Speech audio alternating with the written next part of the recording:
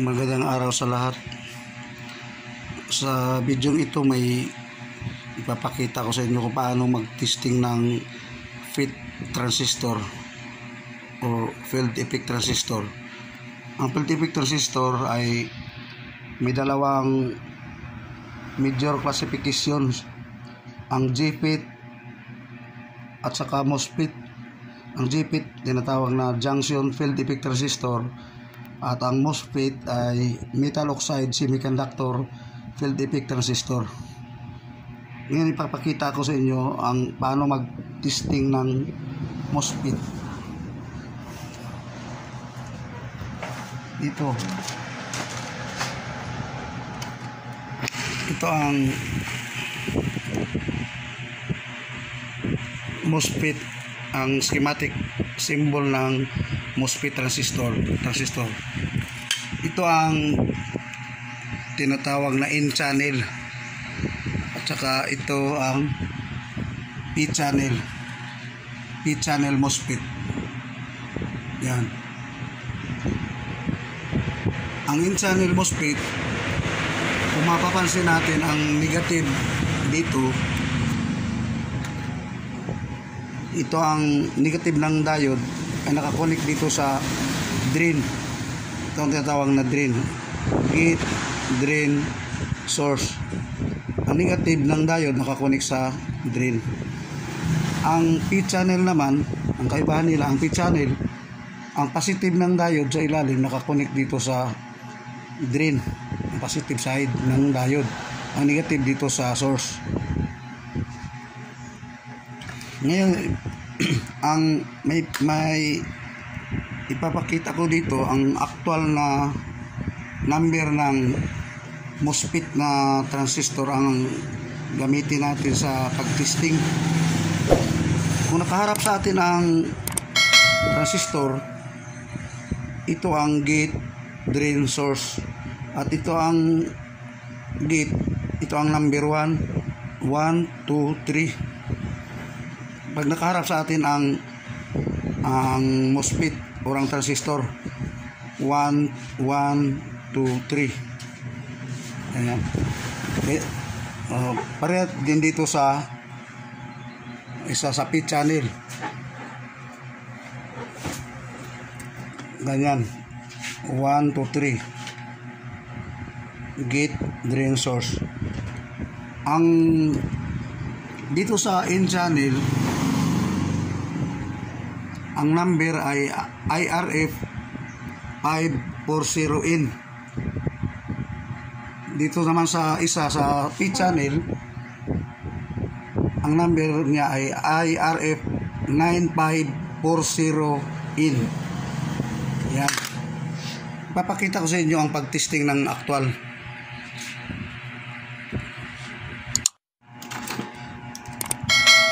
Ito, may ginawa ako dito na drawing na kasing laki ng actual na MOSFET transistor, itong IRF 540N N channel ito. Bago tayo mag-testing ng MOSFET, i-search muna natin ang terminal nito. Ayan ito. Ngayon testing natin. Hindi pa natin alam kung ano, okay pa siya or hindi. Ngayon testingan natin dito. Ayan, walang reading. Dito tayo sa drain. Dahil alam natin na itong sa gitna ay ang drain. Ito at sa dito sa source, ganyan. Dito tayo. Sa pagkaalam natin ang dito sa tester, itong black ay connect dito sa positive side ng battery dito sa ilalim ng tester natin. At itong red sa negative ng tester. Ngayon ito positive ang black sa battery. Dito natin i-diin sa drain. Ito negative. Ganyan. Wala siyang reading. Yan, walang reading, no. Pag reverse natin, ito ang negative. Dito sa negative ng diode sa MOSFET, may reading siya. Ganyan. May reading. Pero dito, wala. Yan. Ngayon, paano natin malaman kung okay ang transistor na ito?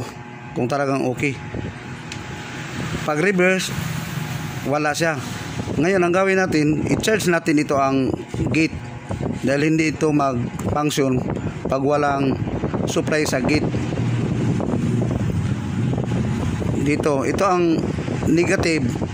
I-charge natin dito sa gate. Ganyan. Tapos dito, yan, may reading siya. Pag reverse natin, ganyan, may reading na siya. Ulitin ko. Discharge muna natin, ha. Discharge.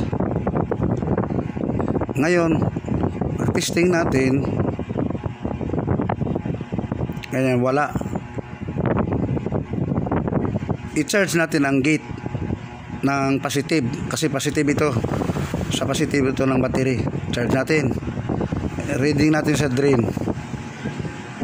Yan, may reading na siya. I-discharge natin dito. Reading dito sa center. Mayroon pa rin. Kasi hindi maayos ang pagka-discharge. Ayusin natin pag-discharge. Ganyan. Pag-reading natin sa center, sa drain at source, wala na. Kasi na-discharge na. So, supplyan natin dito. Sa gate. Reading. Mayroon. Discharge. Reading ulit. Wala na. I-charge natin. Balik pag-reading sa drain. Mayroon na. Yan. Yan lang siya kasimple. Pag i-discharge natin yan, tapos mag-reading tayo dito, ganyan, walang reading. Diyan may reading. Pag reverse wala, ibig sabihin okay pa ang transistor na ito. At nag-charge pa siya. Ngayon punta tayo dito sa P-channel.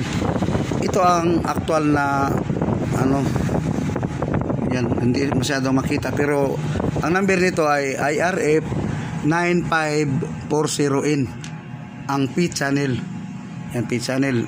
Dito din natin para kasi magkasing laki lang sila para matandaan natin na ito ang gate, drain, source. Una, i-discharge muna natin. Tapos reading. Ngayon dahil ito ay P-channel, ito ang positive side ng ang drain, ang positive side dito positive side, dahil ito ang positive ng battery sa ilalim ng tester natin, ang read. Ito ang negative. Pag testing natin ganyan, wala siyang reading kasi ito ay negative. Tapos ang terminal na natin ay ang positive. Ito positive, negative ito sa ilalim ng battery. Ngayon testing natin. Ayan. Walang reading kasi naka-reverse bias siya. Ngayon, itong negative, ilagay natin dito sa positive. Ilagay natin dito sa positive ng diode dito sa drain. Ito. Yan, napansin natin may reading. Kita. Now, may reading siya. Kasi naayos nasa forward bias siya. Pag reverse bias, walang reading. Pero i-charge natin dito ang gate. Yan, may reading na siya. Ibig sabihin, okay pa ang diode na ang MOSFET na ito. Balik. Ulitin natin. Ito sa drain, wala. Mayroon. Hindi pa pala na-discharge. Kasi na-charge na kanina. Ngayon, i-discharge muna natin. Ulitin natin. Wala. Walang reading, di ba? Pag-reverse natin, pag forward, yan ang forward bias. Forward bias, mayroon, may reading. Pag reverse bias, sa diode dito, ito ang base natin, Pag reverse bias natin, walang reading. Wala. Pero forward, mayroon. Pag reverse, wala. Ang gawin natin, i-charge natin ang gate dahil dito kung walang voltahe sa gate, hindi dito mag-open. So, hindi mag-function. So, charge natin ang gate. Reading dito sa center. Mayroon na. Diba? I-discharge natin. Ulitin. Wala na. Pag-charge, balik natin sa drain, balik dito sa drain, may reading na naman. Ito ang pag-testing ng good. Ibig sabihin, kung hindi mag-charge, posible open na ang MOSFET na ito. Ganyan lang kasimple. Pag ito lahat may reading, kahit babalik na rin mo pag reading dyan, pag mag-duplex ang pointer natin, ibig sabihin short na. Ganyan lang kasimple ang pag-testing ng MOSFET. Hanggang dito lang muna ang video natin. Hanggang sa susunod na naman, pag may tayo, ipakita ko dito ang ibang mga parts paano i-testing natin sa ohmmeter. Ito ohmmeter lang ginamit natin. Ulitin muna natin. Baka ito ang in channel. Walang reading. Pag reverse, mayroon. Wala. Charge. Balik, mayroon na. Ang negative, ang positive ang ginamit natin. Dito, ito naman ang negative side. Yan, wala. Pag forward, mayroon. Pag reverse, wala. I-charge natin dito, mayroon na. Ito ang kaibahan. Okay.